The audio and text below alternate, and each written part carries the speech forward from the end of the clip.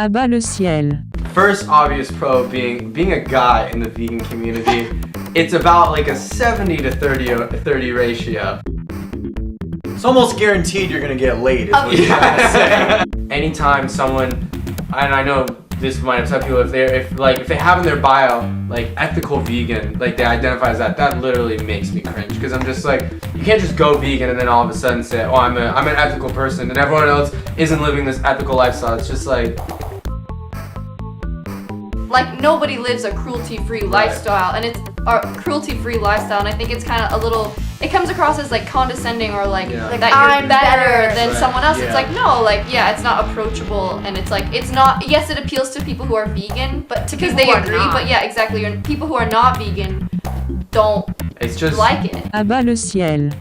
From my first contact with the digital demimonde of veganism, I've seen people pretending that vegans were brilliant when they're not brilliant, when they're imbeciles, when their writing is garbage. We all get into this game, this small town mentality of pretending they're witty and charming and brilliant when they're not, pretending they're humorous and intelligent when they're not, and pretending they're beautiful when they're not. When Nita and Randa are in Los Angeles sitting in the waiting room next to the other young women who are trying for that same part, do you think they stand out as especially good looking? No. They're not good looking. Period.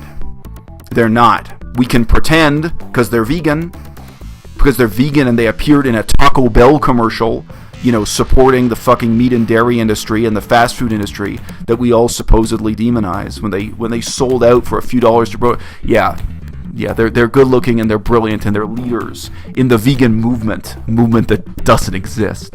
The problem with veganism being dominated by people who I find inexplicably, unforgivably idiotic, it's not limited to the bottom rung of part-time bikini models and weight loss gurus. It's really not.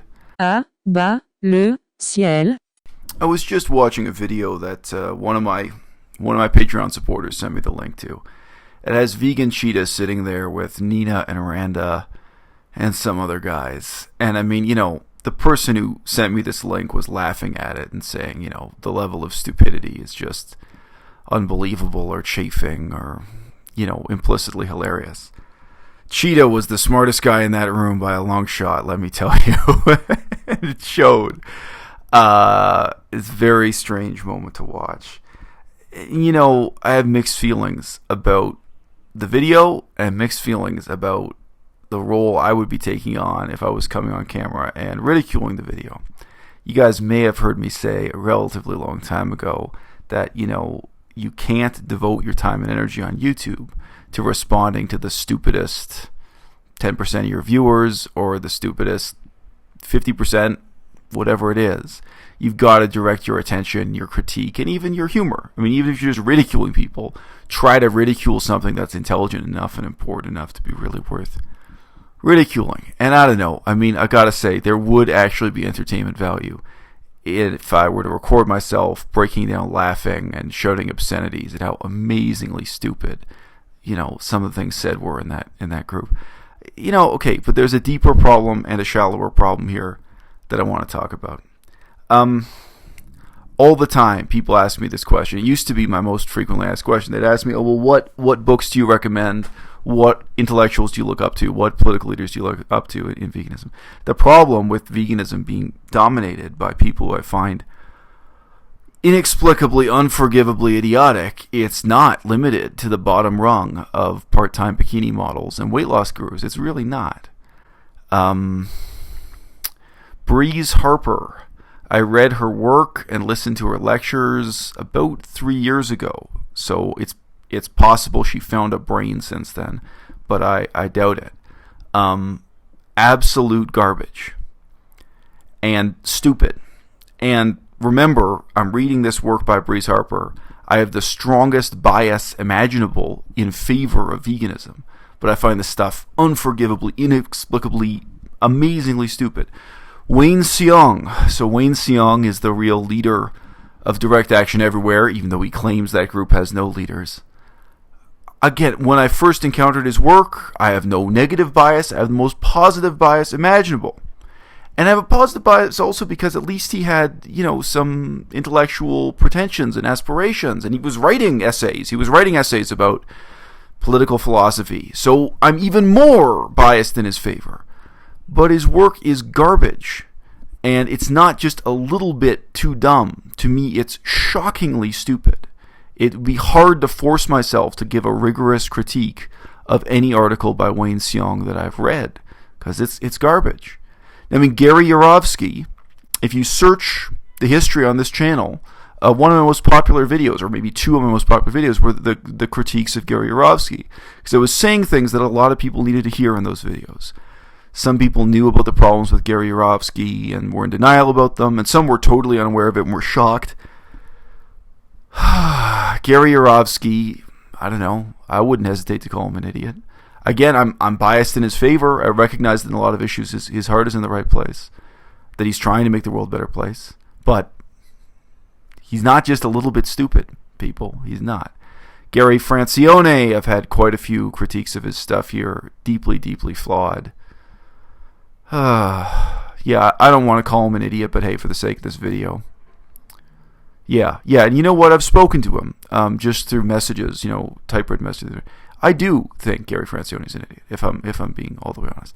And as a vegan, I mean, it's lonely. I mean, I can't say it's lonely at the top. It's lonely at the bottom. It's lonely in the middle.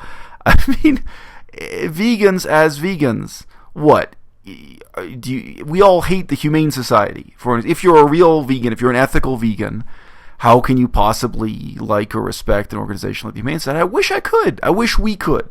I wish we all felt we had a home with the Humane Society, but we don't. And again, when you read in the newspaper a quotation from one of the representatives of, one of the executives of the Humane Society of the United States, I'm really thinking of here, giving their justification for free-range chicken meat or for, some minor adjustment to how cows get slaughtered or something, you feel that these people are idiots. Now, maybe they're not idiots. Maybe they're corrupt. Maybe they actually are just corrupted by money donated to them. I don't know. But looking at the text in the newspaper, looking at those quotations as such, yes, you feel like the Humane Society is a conspiracy of morons. RSPCA, if you're one of the British colonies, England or Australia, you have a Royal Society for the Protection of Certain Animals. Again, not vegan. Again, full of excuses for happy meat. Full of this, bullshit paradigm of caring about dogs and cats, but not caring about cows and pigs and these ridiculous things. It's lonely. And, again, when you actually read quotations from them or interviews with them in the newspaper or wherever you happen to see them, as a vegan, you can't help but feel that all these people are idiots. PETA, why even talk about PETA? People for the Ethical Treatment of Animals. And, worst of all, the Green Party. I hope it's possible you live in one of the places that's an exception, but Green Party of the United States, Green Party of Canada, Green Party in most of these countries, from a vegan perspective, it's a joke. So, it goes without saying. Why even criticize? Why even mention what's problematic with somebody like Durian Rider or somebody like Vegan P.E.T.A? And Vegan P.E.T.A, when he's sitting on that bench next to Nina and Randa, he's the smartest guy. He's the smartest tack in the stack. He's the smartest guy on the bench. He was the only person who sat down with something to say. And that's scary. But there is still a point. There is still value in offering criticism directed at people like Nina and Randa, because it's scary to me at all levels of this. We get a bit of the small town Olympic Games syndrome going on within veganism. I'll tell you exactly what I mean. If you're from a small town and someone from your town is competing at the Olympics, let me assure you, it doesn't matter if they come in 3rd place or they come in 10th place. The local TV station, the local radio station is going to celebrate this as a great accomplishment, right? And it also probably doesn't matter if there are many despicable and bad things about that athlete. Small town coverage of their hero going to the Olympics or any sports event, these things get distorted and blown out of proportion and what have you. From my first contact with the digital demimonde of veganism, I've seen people pretending that vegans were brilliant when they're not brilliant, when they're imbeciles, when they're writing is garbage. I did that book review recently of this book. It's not even vegan, but this ecological book called Half Earth. laughable. The economics are just insane. Anybody with a high school education economics could, debunk this book and laugh at it. And, I looked before I made my own review. I looked at other reviews that are on the internet, reviews in newspapers and academic journals, try to see if anyone else was responding critically to this book. And no, you see a lot of excuse making. Well, he wants to save the planet. His heart's in the right place. Let's pretend he's brilliant. Oh, God, let's not even mention Will Tuttle. I did, in effect, a book review of Will Tuttle. Will Tuttle's Save the Planet diet. Will Tuttle is a moron. And his book is garbage, and it's based on the most laughable, superstitious nonsense. Literally, it's laughable from a Buddhist perspective, from the perspective of a traditional temple Theravada Buddhist perspective. This guy is a joke, let alone from a secular, humanist, Western scientific perspective. It's complete garbage, but there's this kind of, again, it's not a conspiracy. It looks like a conspiracy of dunces from the outside, but it's this small town Olympic Games fever. Well, he may be an idiot, but he's our idiot. Well, at least he's an author. At least he's a vegan who wrote a book, so therefore we're going to support him. Therefore we're going to pretend he's brilliant and insightful. I mean, I see this with the supposedly respectable upper crust of vegans who have PhDs and positions in universities, like Professor Kimlicka's book that I, in effect, reviewed in my my podcast with Mod Vegan. We talked about that at some length. I haven't read the whole book, so that's the only reason I haven't done a proper book review of it here. It's laughable nonsense. I mean, nonsense. The stuff he says about rats and snakes, about trying, that the government should spend money, that the only reason we have this conflict with rats living in the city is because, we come from this Judeo-Christian background that regards, rats and snakes as a bad thing. And the government should re-educate people so that we accept and love rats and snakes among us in the cities. It's like, these ridiculous bend-over-backward justifications. Where, vegans can't kill rats. The reality is, so what? Have you been to a grain farm? It's just, this is like with Yourofsky. I addressed his ridiculous statements about vegans not killing insects. How are you going to grow wheat without killing insects? How are you going to have a wheat farm without killing rats? And, how are you going to have a city? Yeah, you know what? This would be a much more upbeat video if I just played a bunch of clips from that ridiculous dialogue between Vegan Cheetah and Nina and Randa sitting there being idiots, and I sat here and heaped scorn on them and say, look at these wannabe bikini models. We all get into this game, this small town mentality of pretending they're witty and charming and brilliant when they're not, pretending they're humorous and intelligent when they're not, and pretending they're beautiful when they're not. I mean, all these people are showered with compliments. Oh, you could be a model. No, you couldn't. What? Nina and Randa now have the experience of going to auditions. They've been aspiring actresses for some time. When Nina and Randa are in Los Angeles, sitting in the waiting room next to the other young women who are trying for that same part, do you think they stand out as especially good looking? No. They're not good looking. Period. They're not. We can pretend because they're vegan and they appeared in a Taco Bell commercial, supporting the fucking meat and dairy industry and the fast food industry that we all supposedly demonize when they sold out for a few dollars to they're good looking and they're brilliant and they're leaders in the vegan movement that doesn't exist. Yeah, sure, we can play those games. And like I say, there is value in critique at every level. I think there's value in poking holes in the reputation that, people like Nina and Randa have. I think there's value in poking holes in the reputation that Vegan Cheetah has. I think there would be value in poking holes in the reputation I have.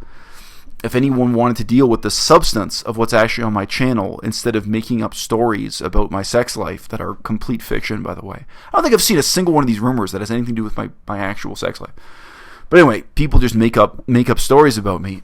It's not critique, including, of course, Cheetah. Cheetah has broadcasted some total fiction about me and my sex life. This video would be more entertaining for everyone if I just came on camera and threw down, invective and insults towards these idiots who come on camera with nothing to say and, in such a disorganized fashion.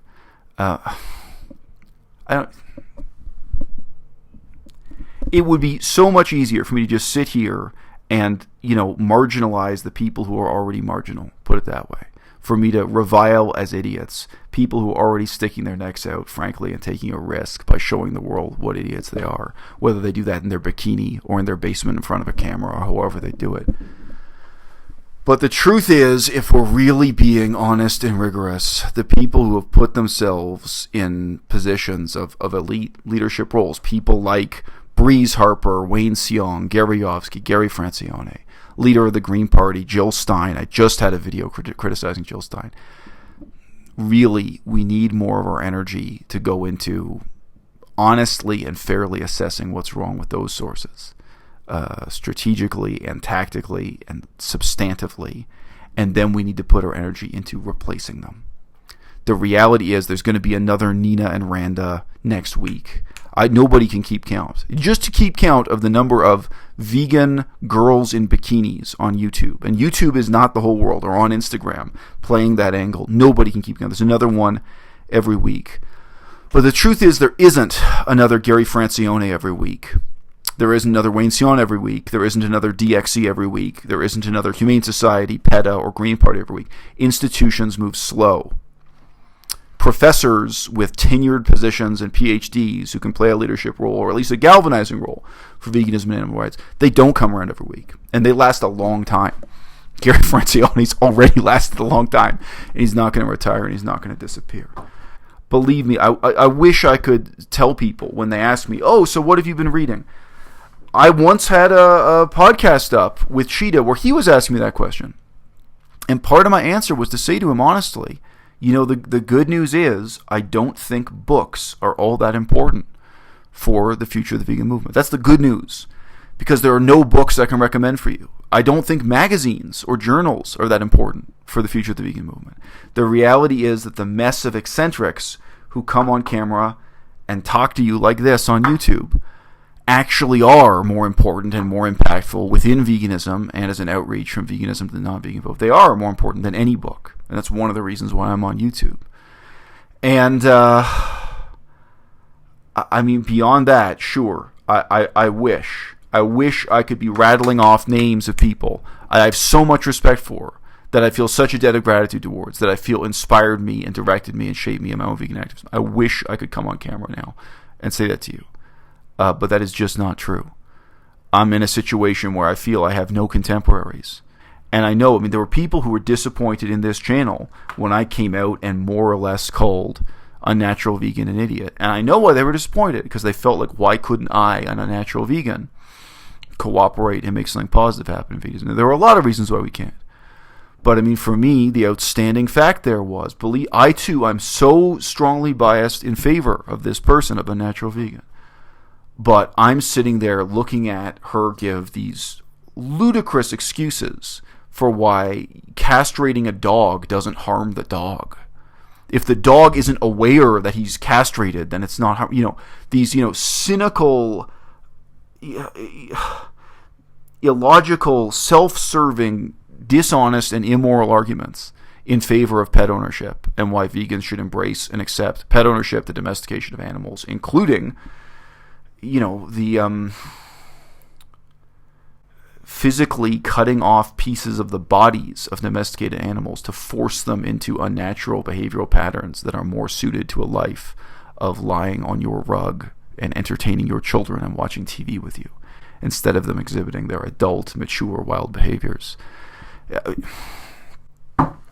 To me, that's not trivial. And to me, the things that make it impossible for me to have intellectual respect for Harper, Wayne Hsiung, Gary Francione, Gary Yourofsky, the things that make it impossible for me to intellectually respect Unnatural Vegan, the things that would make it impossible for me to be a happy member of the Humane Society, the RSPCA, PETA, or the Green Party. Those things are integral to who I am. Ultimately, they're integral to my concept of veganism. À-bas-le-ciel. This is another pro, okay, and it's pretty simple, but there are more people today that are vegan or trying to live as close to what a vegan utopia diet and lifestyle would look like than there ever has been before. And I think there's something to say about that.